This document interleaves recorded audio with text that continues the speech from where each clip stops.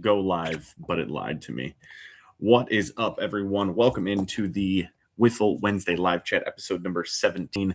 We are officially in peak hype baseball season.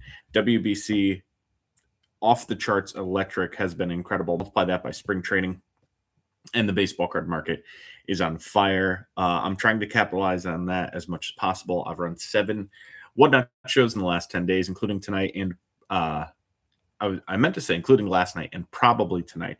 I have a show scheduled for tonight, but if I actually run it, we'll see. With that said, running through that many shows, I'm needing more inventory. So I'm going to talk about some of the sourcing issues I'm running into. And yeah, just kind of what's been going on this week for me as far as cards since last Wednesday, of course. I have been trying to go into whatnot shows with less expectations and just react to what is happening within the show. I ran 2 themed shows since I was live last week. So on Thursday, I ran an Aaron Judge show. And on Saturday, Vladder Day, if you will, I ran another Vladimir Guerrero Jr. show. The Aaron Judge show was like a microscope on exactly what my channel has been so far. The mid-range stuff, and mid-range for me is probably low end is the real answer. The $1 to $10 stuff does very well for me. I can't seem to scratch or get over the $20 card range, in that cards, if they're regularly selling on eBay or at shows, or they're technically worth $20 or more dollars, I'm having a hard time getting to that number in sales comps.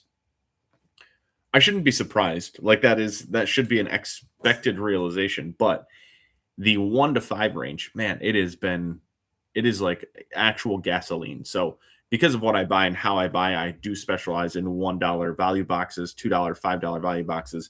I am finding incredibly good inventory, and I'm having good success with that. Outside of that, though, and I've been trying to actively like buy $10, $15, $20 cards to work into that, and maybe I've just curated an audience that expects more 1 to 5 stuff. And I'm also curious if it has to do with the reduced shipping tag on my show streams, because when you open up whatnot, it'll show you reduced shipping. I do wonder if that invites more potentially like a lower end buyer group. Not that there's anything wrong with that, not that I'm counting on that, but I do see a lot of people that will buy exactly up until the bubble mailer charge will come through, and then they immediately stop buying. So nothing wrong with that, taking advantage of the situation. Good for you, doing exactly what it's designed to do. If you don't want to overpay for shipping, you can buy right up to that mark and stop, which a lot of people do, and I'm all good with. But I do wonder if that contributes to me not being able to just like quite get over that $20 hump for cards. I do know that once someone buys 1 card, though, they're much more likely to bid on the second card. So that's just something that I think as I grow, the growth will naturally come, and I'll stop thinking about it so much. But for me, like one of the things, Josh, what's going on? I like cards too. Well, I'm literally shipping last night's show. Josh, that Logan Henderson auto is in this shipment, by the way. You bought that Gunner last night. I put the Logan Henderson Stadium Club auto in there. We're all good on that. The shipping, so when I do the shipping, I can see the card and what it's sold for, and it's really crazy. There are still as much success as I'm having, and how many cards I'm selling, and sometimes cards do go above comps. There are still some steals to be had. Last night I sold a black and white Yordan Alvarez number to 25 for $5. And that is, I mean, there's only one sale on it, and it was an auction at 18. So me personally, if I was listing that card to sell on eBay, I would list that card at $30, buy it now, best offer. So there's still some deals to be had. Both home fields last night sold for less than 20. They were less than desirable names, but they were still Ezekiel Tovar rookie, Jazz Chisholm. Like, they were still good players. They're no Bobby Witt or Aaron Judge, don't get me wrong, but I was still surprised to see both of them sold for less than 20. So it's like this. I just can't quite get over the hump of selling slightly more expensive cards, and I'm fine with it. This is not a complaint. I'm just trying to be a better inventory buyer for my shows, for my customers, because what I hate more than anything is when I put a card up for sale and it doesn't sell. That is a direct reflection of me. that means I purchased a card and I tried to sell it when it was not worth selling for $1. I think that is I think it's honestly embarrassing because I want to have good inventory that people are interested in at good prices. And yeah, I just need to do better, and I'm trying to do better. But the more I sell, the more problems come along. Since last Wednesday, we'll say since last Sunday, so essentially 10 days, the month of March, I've sold over 1,000 single cards. Um, it is, it's crazy. The amount of cards that are moving in and out is wild. I have not, like, it feels like all I've done is pull cards and ship, pull cards and ship. Not a complaint. I'm loving it. I'm enjoying it. I will continue to do it. I think this window for baseball with the World Baseball Classic um, yeah, I know. So many cards sold.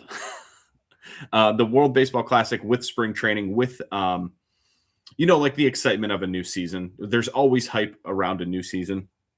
I feel the desire to push harder now, like in the next, we'll call it month. The first 2 weeks of the actual season, the expectations of players are still extremely high. So for what feels like probably the next month, I just want to push, push, push, push, push, and then breathe. But I'm having a harder time finding inventory to fill in. After you sell 1,000 singles, it's hard to, just go out and buy 1,000 desirable cards in 1 week, which is essentially what I'm trying to do. So I was looking at card shows for this weekend, and there's not much around me that's interesting. There's a very, very small show about an hour away that I'll probably pass on, mainly because the people who run that, I go to most of their shows, so I've seen a lot of the dealers. Nothing too exciting that I'll be missing out on. There's another show south of Canton in Hartville, which is I'm not opposed to. That's definitely a possibility, but I'm most likely going to end up in Fort Wayne, Indiana. It's about 3 hours away. It's still a small show, but that is a threshold crossing into Indiana that I don't get into much. So I'm hoping to find some bulk inventory, new deals, and see what happens. The only thing that I need to worry about is if I go there and that show is not good, what's my backup plan? Because I've hit up a lot of card shops around me recently. I do have some online buys that are coming in. I've bought off Facebook and multiple times off Instagram, surprisingly, which I did not I haven't made I'm looking to buy post at all. I have just documented what's happening within my business and what I'm selling. And people are like, oh, hey, I have some stuff. And they've reached out to me, which is pretty cool.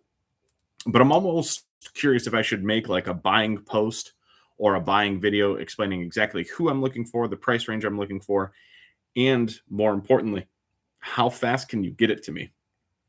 Because I don't want to go back and forth for a couple weeks and essentially miss the baseball window. I bought cards from a guy on Facebook. It was our third or fourth deal. I think it was our third. Regardless, I paid him 8 days ago. It's now 9 days. He shipped yesterday, so an 8-day window. That can't happen. I don't care about the money being tied up. That's fine. But the fact that for 8 days he had my money and nothing was happening on his end makes it really tough to keep things moving. Those cards are on their way. I have a tracking number. It's legit. And like I said, I've dealt with him before, so it's not that I don't trust him or think he's not going to ship or I think it's a scam. I just think in the card world, you have to ship faster than that. I understand things happen. I understand people live lives. A day or two, perfectly fine. You miss a weekend, okay. If I sell a card on Friday night, it doesn't ship till Monday morning. I totally get it. But 8 days is a long time to not have shipping. And on top of that, when I messaged him, because I knew he had other cards, I said, hey, do you have this stuff? And he replied back to me, do you want to work out this and I'll put it in with your other cards? And I was like, hang on, you haven't shipped the last order yet? I was like, we cannot negotiate at all about anything else until this order is shipped. I need those cards moving. And he's like, okay, I was busy. I'll get those out. Had a tracking number within the hour. So that part was good. That response was good, but overall not a big fan. Yeah, Josh, that's tough. Even if you're traveling and doing stuff, you got to have someone else ship or let me know. Just let me know. That's fine. There was no communication about how long it had been, would be, or will be. I just can't have that. I'm fine if it takes that long, but I know ahead of time, or I'm fine if it takes that long and then I pay you. But if I've paid you, have no communication and no cards, having a hard time with that. The whatnot grind, that's what I was talking about. I took notes and I have a WBC page in front of me. So after I ran 6 shows in 8 days and I made a video. It's probably like a minute and a half. I posted it all on my socials, including YouTube. And it was essentially just like how I was feeling after the six shows in 8 days. And I got a ton of response on TikTok. I think people were just kind of interested in how I was having success on whatnot. I've only been on the platform for now 5 months and 3 days. So when I talk about it, I don't feel like I can talk about it from an authority position, but I can talk about it from a card selling position because I've been doing this for 20 years. And what's interesting to me about whatnot, and I keep talking about it, is how fast things happen. I literally hit play and I have a card sold in 15 seconds. If I sent out, let's say 50% offers on my entire eBay store, mind you, in my honest opinion, I list at comps for everything. Unless it is a card that hasn't sold within a year, I probably have it listed above comps. So with that said, I list at comps within 10%. In my opinion, I'm sure you could pick apart my eBay store and show me stuff that's not within comps anymore. If I were to send out a message to my entire store with a 50% off offer, I don't know if I could sell a card in 15 seconds. Would I have sales? Of course I would. Would I have hundreds of sales? Probably. But I don't think I would have a 15-second sale. So if I open my phone and open whatnot right now, I have probably 600 cards behind me. I could sell 550 of those cards without question. Would I get like top dollar for everything? No. But the speed at which I can turn over those cards it still blows my mind. My brother Jason tried to get me to sell on whatnot a year and a half ago. I was contacted by whatnot in 2020 to be on their platform. And at the time I was like, no, you don't have the eyes. You don't have that. It doesn't matter. If you have 30 people in your room who are interested in buying current hot baseball players, it just doesn't matter. They sell. The cards sell. People are interested in buying. They've opened that app and they have a show going because they want to buy cards. It is so crazy. But yeah, I made that video about like how I was feeling after, and people messaged me like crazy, like, hey, what's your advice here? How are you doing this? I'm doing this and I'm having a hard time.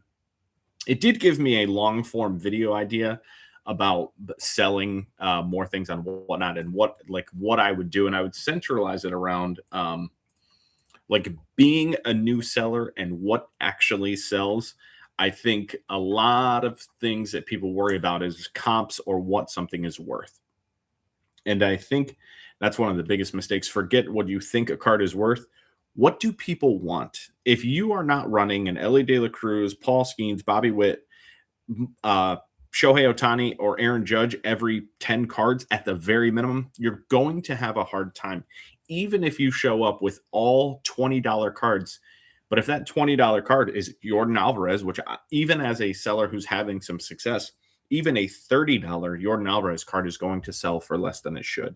So, I mean, you could show up with a stack of gold refractors, and if they're not desirable players, they're just not going to move for what you'd expect. So I understand how people get discouraged, but I think speed is the number one thing I see when I open other shows. And then, liquidity or liquid players, desirable players. It's just so important. And with that, you could focus on, let's say you didn't have any Ellie or Ohtani or Witt. You could focus on lower level players like the WBC players. The World Baseball Classic hype has been so real, and this is the best World Baseball Classic we've ever had. I mean, we're not even into the semis yet, so that's amazing. We still don't even know who's moving on. But Junior Caminero, he's one of the hottest players on there right now. Jarren Duran is hot. Roman Anthony, I'll give you a pass on that because he's hard to find and his cards have been hot. But you should be able to at least make a list of 10 to 20 desirable players, and you need to be working those players in. I mean, card value be damned. A random serial number 299 prospect that is not currently competing for a job or playing in the World Baseball Classic, there's just not going to be a ton of interest. So speed, value is not important. Speed, player, and cater to collectors versus flippers. I have trouble with this, and I've had trouble with it even more so in the past, is catering to flippers. If you talk about how much a card is worth or what the comp is, I think what you do is you kind of ostracize people who are going, like, who don't care about the value. They just want to know what player, like, they just want to add cards to their collection. And so if you have a room full of flippers and people who are looking to sell cards again in the future, they're never going to pay over comps. They're never going to even get up to comps. What they're going to do is pay a number that they feel they can make money on if they resell it. So if you have a room full of flippers, it's really hard to get a lot of traction or to sell cards even at value. Traction may not be the right word, but there's just this desirability that you're lacking because they don't care about the card. They're just trying to buy it so they can resell it. So they're only going to pay 50% of what they think it's going to be worth, 40% of what they think it's going to be worth. So it's really hard. You got to cater more towards collectors versus flippers and just try and keep that mindset. I started to just scratch the surface on the World Baseball Classic, but my goodness, how fucking fun has this been? And it's fun from a fan perspective. It's fun from a baseball cards perspective. Sorry, someone's buying a bunch of stuff in my eBay store and it's going crazy. It's fun from a eBay perspective and whatnot, and just like fandom. It's fun from Twitter and social media. It's just been great. Like the number one thing that happened for me while watching that I was like interested in was Lucas Ramirez hitting 2 home runs for Brazil. His stuff, I think it quadruple X'd, maybe 10X'd even. That's Manny Ramirez's son. He hit 2 home runs against Team USA, so that was really cool. And from my perspective of like buying and selling cards at card shows, for any stuff that I find, I'm going to be looking for Lucas Ramirez. If I'm in dollar boxes or value boxes, I'm going to be looking for Lucas Ramirez stuff. So I get to see that. Jaron Durant is having an incredible World Baseball Classic. Mexico's playing well. He had a good spring training before the World Baseball Classic. So I'm looking for his stuff now. Junior Caminero is like interesting on so many fronts. He had 45 home runs last year and his stuff moved maybe 10% upward. But now in the Dominican Republic team, he is getting to show off so much personality and gets to be himself, that not only is he performing well, but now this fandom is coming with it. Previously, it seemed like because he was on the Rays, there aren't that many Rays baseball fans. His stuff wasn't moving as well.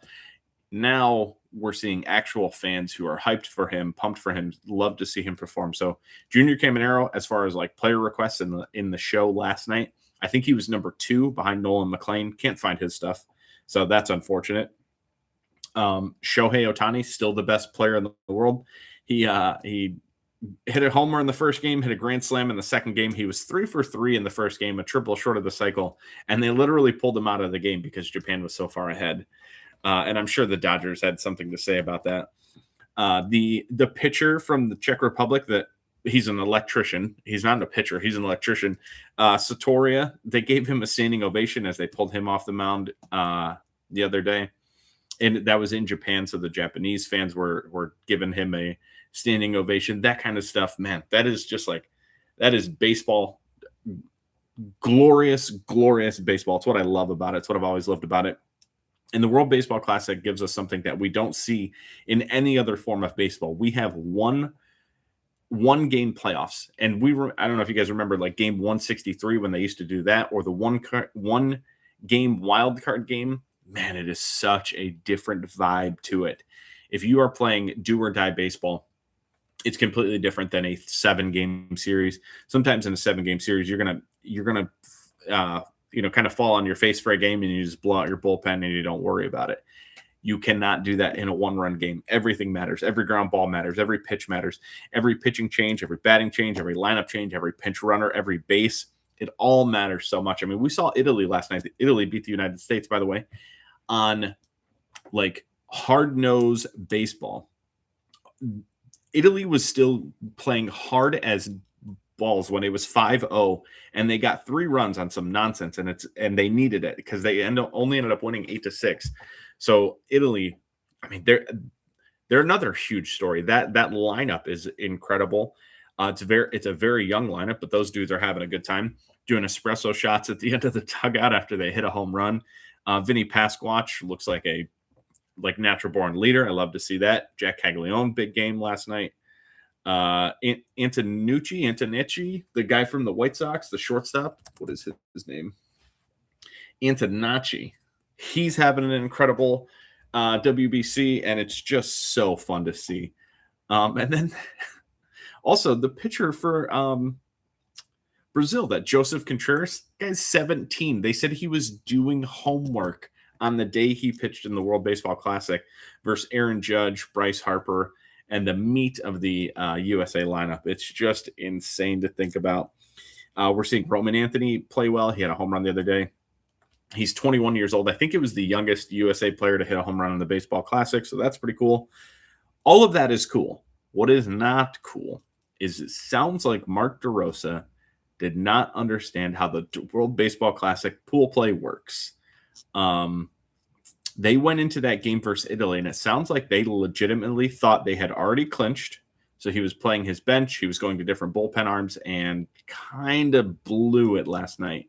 It seems like a flip switched later in the game, and they did try and win that game. But, yeah, that seems like only something that Team USA would do. Like the USA, because it's like an exhibition game to them, because they still play in Major League Baseball, it seems like they were less interested in or I shouldn't even say less interested. They just didn't know the rules, which is crazy. So now they have to rely on Mexico.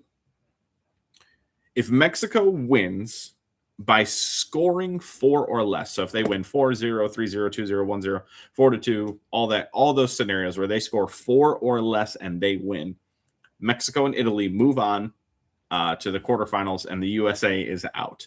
So if that comes back to bite them in this, it is a very low outcome that Mexico wins by scoring 4 or less. But if that does happen, not a good look for Mark DeRosa, Team USA. So 2 extremely important games today: Canada versus Cuba. That is a straight up winner take all. They move on to the next round. I think that's at 3 p.m. today. You'll have to excuse me while I take a look. At 3 p.m. on FS2, Cal Quantrill gets to start. Okay, for Canada. 3 p.m. Eastern. Canada versus Cuba, winner take all. They move on to the quarterfinals. 7 o'clock is Italy versus Mexico, and that is Aaron Nola pitching for Italy. Don't love that if you're a USA fan. And then Mexico still TBD. So if Mexico wins by scoring 4 or less, they move on, and Italy moves on, and the USA home. I mean, Aaron Judge gets back to spring training early, which is good. But I would much rather see the USA move on to the next round. In the next round, already clinched is Japan, Korea, Puerto Rico, the Dominican Republic, and Venezuela. So it's pretty much everyone we expected. Minus this potential Mexico and Italy upset out of the USA pool. But yeah, that's been a very, very interesting run. Like the videos that have been posted about Mark DeRosa and videos of Mark DeRosa speaking about the World Baseball Classic, not a good look. He said that the players were up the night before drinking and they were a little sluggish going into the game versus Italy. I think at one point there was a video that said they did not need to win that game, which technically they didn't, but they certainly were not clinched through to the next round. So just insane chat there by Mark DeRosa. I think he coached last in the 2023 WBC. I think that'll be the last time he's a coach for the World Baseball Classic, because that's really tough look for our guy. In the thumbnail, I put inventory sourcing as well. One of the things that I'm having trouble with already is just seeing the same vendors over and over again. I talked about this just really briefly in text with another dealer, full-time card seller, and he sets up at shows. His main inventory source is going to card shows, buying from people walking up to the table, and then also selling at the show. And because the path that they've done, they've sold so much of their inventory that by the end of the show, they don't have a lot of things for sale. So they need to source and bring more inventory to a card show. If I'm having the same issue where I'm buying cards at a card show, but I can't find enough to buy, there is an inventory source bottleneck, and I don't know how to combat that yet. I think I just need to be more diligent about making buying posts, and kind of taking, I don't want to say more risk is the right word, but I enjoy buying in person because the cards are in my hand, the money's out of my hand. It's instantaneous. I just said some of the struggles I'm having with shipping times.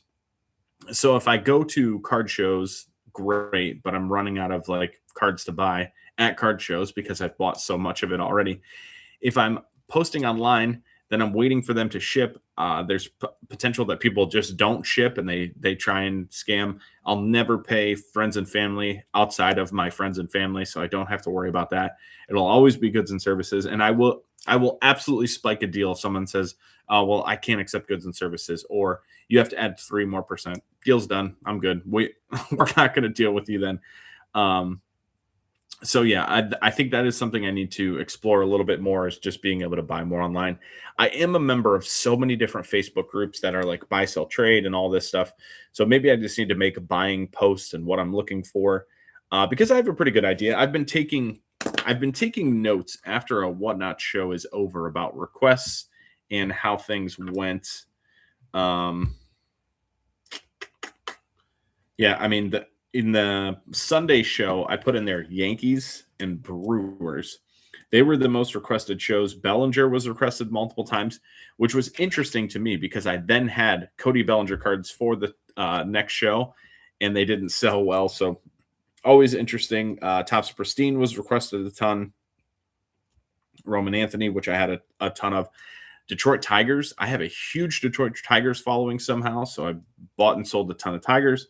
Need to buy more. I was thinking about going to a show in Michigan, but it looks like it's mostly TCG on Saturday, so that's probably out. But if I could make it up to Michigan to buy more Tigers cards, I might have better luck. And then yeah, Brewers. Brewers not only sold well, but they were also, this is 2 shows in a row that they've been one of the most requested teams. Bryce Terang in particular. Jackson Trio sold well, but Terang, I had a Chrome rookie for Bryce Terang that sold for double digits yesterday. So need to find me some Bryce Terang, some Brewers. I think that's it as far as Nolan McLean. I think I said him already. Nolan McLean was one of the top requested players last night, and he's just a guy I don't have a ton of. But I've obviously I've been doing this for a little bit longer. Some of the players that were requested a ton of last week, Roman Anthony, Jack Caglione, Connor Griffin, I was able to find a decent amount of those in the last couple of weeks, and they have done very well. I say very well, but it has been mixed. I sold, there were 2 instances, like I said, I just got done shipping with Roman Anthony, where I sold a rookie insert for $1 early in the show. I sold the same rookie insert for double digits later in this show. There were 2 different times that it happened. So it is interesting. And I think the like best thing I could do for myself and for others is like, don't take it on a card by card comp basis. What did you put into that show inventory wise, dollar and cents wise, and what came out of it? If that number is positive and you have a good interacting chat, good positive vibes, then the rest of it will come. So I just need to remember that. I think overall I think there's only been 1 show in the last 7 shows that I've ran where when it was done, I was like, I think overall that was what I would consider a tough show. And it was, I can point it out exactly. It was the Vladder Day show. 2 things happened. 1, I've already run a Vlad show. It was successful. I tried to replicate it, but I think I didn't like space out the stuff enough. And a lot of the cards were the same. I had multiple copies. So I think I kind of tripped myself up there. And then the second thing that happened is I did not advertise the second Vlad show as well as I did the first. So the first one, I just posted about it a lot more. I had the show in my log like way in advance. This one I only had up for a week. I had hinted, hey, I think I'm going to do it around the 7th, this, that, and the other thing. So I think I need to promote a little bit better. I think I need to have better pictures. I think the picture for your show matters a ton. And if you have a home field advantage that you can run during a show, make that your cover photo, or something eye appealing. Make that the cover photo, and I think it 100% equates to more clicks. Maybe not more buyers, but more viewers and clicks in your show for sure. I hit my 30 minutes today. I think I'm going to call it here. Guys, I appreciate you watching. I'll be back next Thursday. Next Thursday is Heritage Release. So I will be hopefully on at noon, but depending on when my stuff comes in, it might be sooner, it might be later, because the rip definitely takes some precedence. So when Heritage comes in next week, yeah, if you guys remember when Stadium Club came in, I was like, well, Stadium Club's here, gotta go. I was over 30 minutes already, and at 30 minutes is my goal. I think I can talk long enough about things that happen in the week for 30 minutes. Again, if one day this chat starts going up, and I can be more interactive with the chat, that'll definitely make the show go longer. But until then, it's 30 minutes of me rambling. So I don't want to do too much longer than that, but we'll see. Guys, thank you so much for watching. I'll be back next week, hopefully same time, same length, and we'll do it all again. Until then, you guys have a good week.